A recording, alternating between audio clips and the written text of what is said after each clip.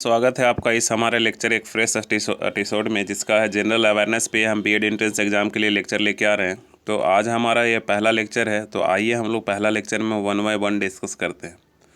तो सबसे पहला जो हमारा लेक्चर नंबर 1 होगा दोस्तों, वो थोड़ा सा थ्योरी से रिलेटेड होगा, यानी कि जो आपको बीएड में एंट्रेंस एग्ज़ाम देने के लिए जाना चाहिए, इतना जानना चाहिए।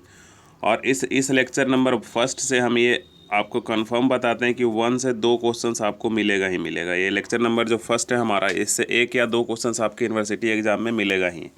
तो ये 15 से 20 मिनट का जो लेक्चर आएगा उसको आप देख के जाइए, आप 1 से 2 क्वेश्चंस आराम से इस लेक्चर से करके आइएगा।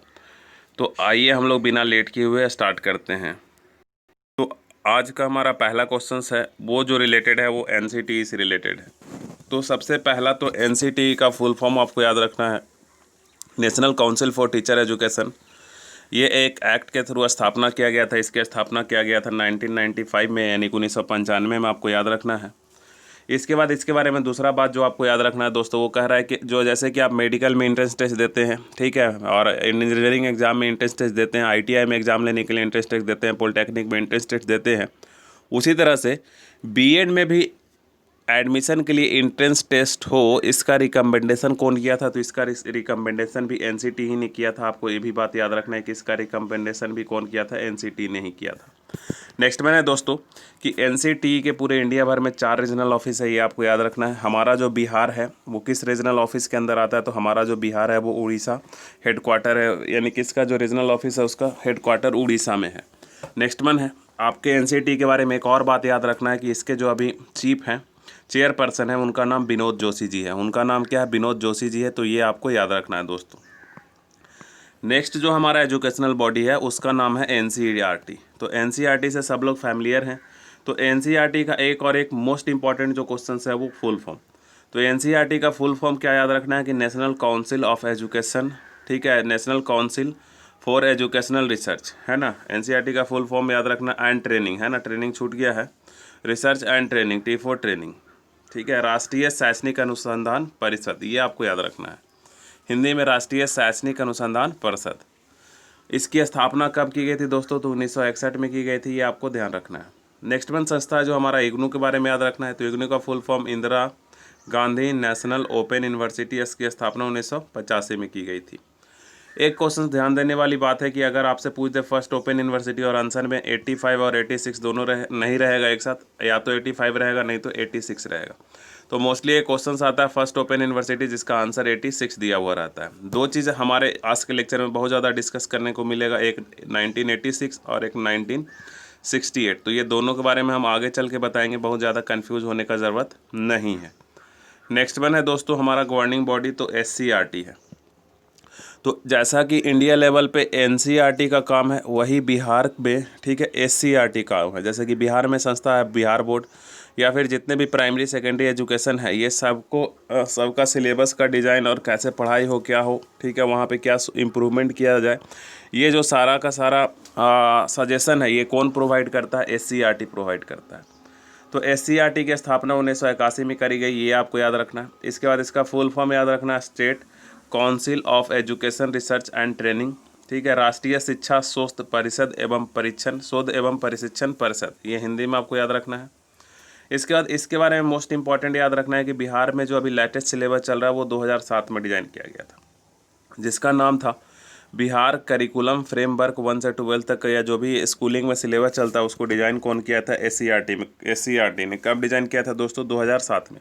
तो ये भी आपसे क्वेश्चन पूछ सकता है कि बिहार करिकुलम फ्रेमवर्क जो है 2007, ठीक है, उसको किसने डिज़ाइन किया था? तो एससीईआरटी ने डिज़ाइन किया था। नेक्स्ट वन जो हमारा दोस्तों आज का वो है यूजीसी के बारे में पढ़ना है, ठीक है। तो यूजीसी की स्थापना कब की गई थी? 1956 में, ये आपको याद रखना है।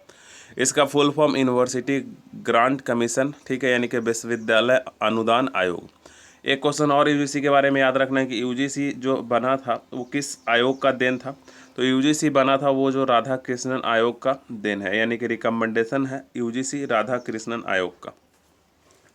आज का हमारा नेक्स्ट जो है दोस्तों वो नवोदय विद्यालय भी है। तो नवोदय विद्यालय की स्थापना 1985 में की गई थी, और इसके बारे में बहुत ज़्यादा हम नहीं लिखे हैं क्योंकि प्रीवियस लेक्चर में हम बहुत ज़्यादा बात कर चुके हैं। जैसा कि आपको पता है कि नवोदय विद्यालय का एम क्या है?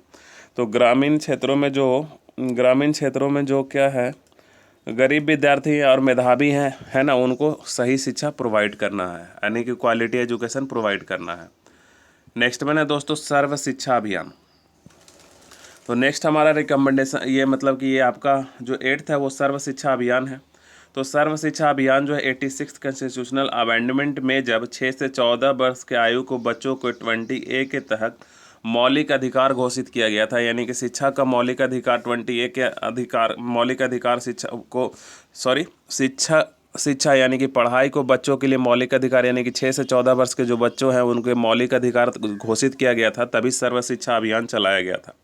ठीक है, तो इसका जो लोगो आपको याद रखना, पढ़े भारत और बढ़े भारत, पढ़े भारत और बढ़े भारत। और ये किस सर्व शिक्षा अभियान किससे रिलेटेड था? 6 से 14 वर्ष आयु के सभी बच्चों को क्या हो, शिक्षा का मूल अधिकार प्राप्त हो, इससे रिलेटेड था। इसका नेक्स्ट वन है कस्तूरबा गांधी बालिका विद्यालय, भी आपको याद रखना है दोस्तों। तो कस्तूरबा गांधी बालिका विद्यालय है जो गरीब छात्राएं हैं उनके लिए है। इसमें गरीब छात्राओं का एडमिशन होता है और सिर्फ और ये गर्ल्स स्कूल है ना। तो कस्तूरबा गांधी विद्यालय के बारे में आपको याद रखना है। नेक्स्ट वन है आपको याद रखना डाइट। ठीक है, तो डाइट का मतलब है ठीक है, institution of education and training. ये किसको डील करता है? तो हेल्पिंग इन एलिमेंट्री एजुकेशन, है ना, एलिमेंट्री एजुकेशन को ये डील करता है। ठीक है, ये कब 1986 यहाँ पे लिखा हुआ था। तो नेशनल पॉलिसी ऑन एजुकेशन जो 1986 में आई थी, इसी की देन क्या है, डाइट है ना। डाइट में 1986 में एक एजुकेशन पॉलिसी आई थी जो हम आगे के स्लाइड पे चर्चा करेंगे। तो उसी से डाइट का कंसेप्ट निकल के आया था। डाइट आपसे पूछेगा कि डाइट किसको डील करता है, तो वो हेल्पिंग इन एलिमेंट्री एजुकेशन, यानी कि एलिमेंट्री एजुकेशन में ये क्या करता है, डील करता है। नेक्स्ट वन कुछ हम आयोग के बारे में पढ़ेंगे। तो ये जो है अंग्रेजी शिक्षा के बारे में अगर बात करें तो लॉर्ड मैकाले, ठीक है, ये आपको याद रखना है। सैडलर आयोग, तो शिक्षा में सुधार के लिए सैडलर आयोग बना था, ये 1917 में आपको याद रखना है। इसके बाद ये मोस्ट वन इम्पॉर्टेंट है कोठारी आयोग। कोठारी आयोग का एक और नाम था राष्ट्रीय शिक्षा आयोग, है ना, नेशनल एजुकेशन कमीशन। ये जो था 1964 यानी कि 1964 से 1966 तक था। ये 10+2+3 का जो रिकमेंडेशन है ये कोठारी आयोग की ही देन है। और यहाँ पे दो इम्पॉर्टेंट कंसेप्ट हैं, ध्यान से इसको देखिएगा। सबसे पहले नेशनल एजुकेशन पॉलिसी जो है दोस्तों, नेशनल एजुकेशन पॉलिसी जो आई थी वो 1968 में आई थी, और फिर इसके बाद न्यू एजुकेशन पॉलिसी 1986 में आई थी। तो दोनों में से कोई एक ही ऑप्शन में रहेगा। अगर नेशनल पॉलिसी ऑन एजुकेशन पूछेगा तो उस समय 1968 मारना है, और न्यू नेशनल पॉलिसी पूछेगा तो न्यू उसमें आपको वो लगाना है 1986। तो ये आप ध्यान रखिएगा। ऐसे जनरली न्यू सिर्फ नेशनल पॉलिसी ऑन एजुकेशन देता है और ये ऑप्शन ही नहीं देगा। तो ये ऑप्शन ही नहीं देगा तो आपको 1986 ही लगाना है, यानी कि दोनों आप याद रखिएगा एग्जाम में, और अपने हिसाब से आप देखिएगा कि क्या पूछ रहा है। अगर दोनों ऑप्शन में है तो मतलब कि 1968 भी आंसर में रहे और 86 भी रहे, तो आप वहाँ ध्यान से क्वेश्चंस पढ़ लीजिएगा कि पूछ क्या रहा है। इसके बाद हम लोग इसमें तो बात करें सर्व शिक्षा अभियान इसी का देन था, है ना। आगे हम लोग ऊपर बात किए, और इसमें एक और था 1986 वाले में, ठीक है, ऑपरेशन ब्लैक बोर्ड। ठीक है, ऑपरेशन ब्लैक बोर्ड किसके लिए चलाया गया था? प्राइमरी एजुकेशन के लिए। सर्व शिक्षा अभियान किसके लिए था? एलिमेंट्री एजुकेशन के लिए। और ब्लैक बोर्ड किसके लिए था? प्राइमरी एजुकेशन के लिए। दोनों कब आया था? 1986 में आया था। ये बात आपको ध्यान रखनी है। नेक्स्ट वन क्वेश्चन है हमारे पास, नेशनल लिटरेसी मिशन, है ना। नेशनल लिटरेसी मिशन कब, राष्ट्रीय साक्षरता मिशन कब शुरुआत किया गया था? 1988 में। ये 1 लाइनर क्वेश्चन है। इसके बाद इसके बारे में हम डिस्कस कर चुके हैं। शिक्षा का मूल अधिकार, ठीक है, कब घोषित किया गया? शिक्षा को मूल अधिकार कब घोषित किया दोस्तों गया? तो हम अभी बात करते चुके थे कि 2002 में 86 अमेंडमेंट जो था 21A आया था, इसमें इसको डिस्कशन किया गया था। 21 हिंदी में ऐसा लिखा हुआ रहेगा 21 का। तो आपको इसमें क्या है, तो 6 से 14 वर्ष के बच्चों को फंडामेंटल राइट देता है, ठीक है, एवरेज चिल्ड्रन। तो ये बस इसमें याद रखना है।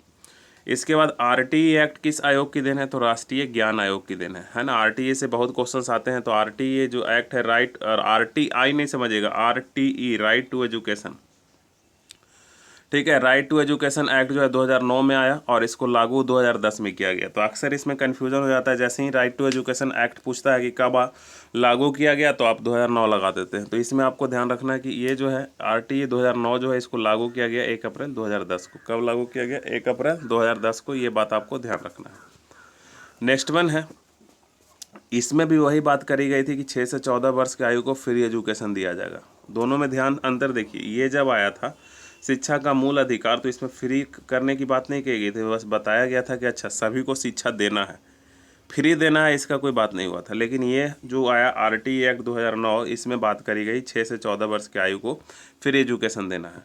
तो ये हमारा इतना क्वेश्चन था। एक और छोटा सा टर्म है, ये आप याद रखिए कि राइट टू एजुकेशन एक्ट में जो पहली बार संशोधन किया गया वो 2012 में किया गया। और ये CCE जो आया, ठीक है, ये भी आपको याद रखना है। ये ऐसे हम पहले बात डिस्कस कर चुके हैं।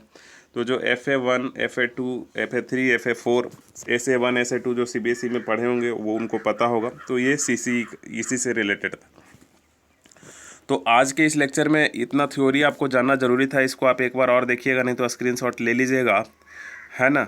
और फिर हम कुछ और ऑब्जेक्टिव क्वेश्चंस भी आज के लिए कलेक्ट करके रखें, और फिर जो नेक्स्ट लेक्चर आएगा लेक्चर नंबर 2 से, वो सारा का सारा जो होगा दोस्तों वो ऑब्जेक्टिव बेसिस होगा। ये बात आप ध्यान रखिएगा। तो आज का ये हमारा छोटा सा एक लेक्चर है, इसमें हम आगे अब ऑब्जेक्टिव क्वेश्चंस करते हैं।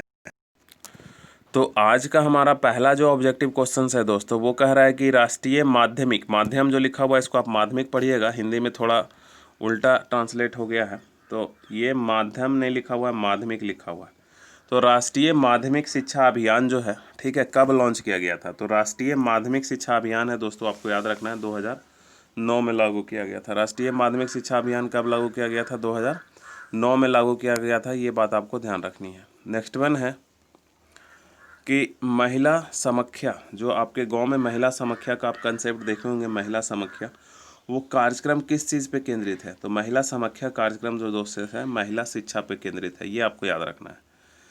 नेक्स्ट वन है महिला समाख्या के बाद कि जैसे कि आप B.Ed पहले आप जानते हैं कि 2 साल का होता था, सॉरी 1 ईयर का पहले B.Ed होता था, लेकिन अब B.Ed कितना हो रहा है? 2 ईयर का हो रहा है दोस्तों। अब B.Ed कितना ईयर का हो रहा है? 2 ईयर का हो रहा है, देख रहे होंगे।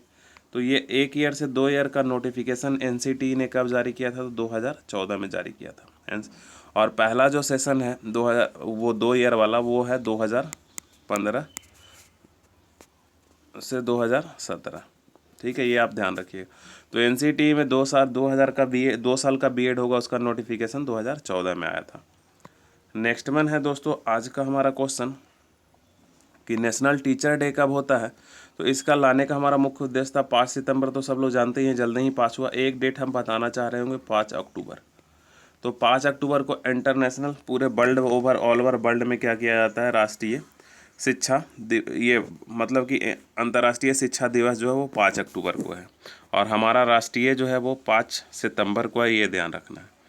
नेक्स्ट वन है, ये क्वेश्चंस है कि इक्वलाइजेशन, यानी कि ये क्वेश्चंस आपको ध्यान से देखना है कि सबको शिक्षा में क्या हो? समान अधिकार प्राप्त हो, है ना। ये किस आर्टिकल में आता है? तो आर्टिकल 45 में आता है। ये बात हम इसलिए बता रहे हैं कि इक्वल एजुकेशन का जब कभी भी बात होगा कि सबको समान शिक्षा दिया जाए, है ना, इक्वल अपॉर्चुनिटी मिले शिक्षा में, तो इसकी बात होगा तो आर्टिकल 45 होगा दोस्तों। तो ये बात आपको ध्यान रखना है। तो ये हमारा आज का क्या था? Last question. तो ये हमारा एक छोटा सा लेक्चर हुआ।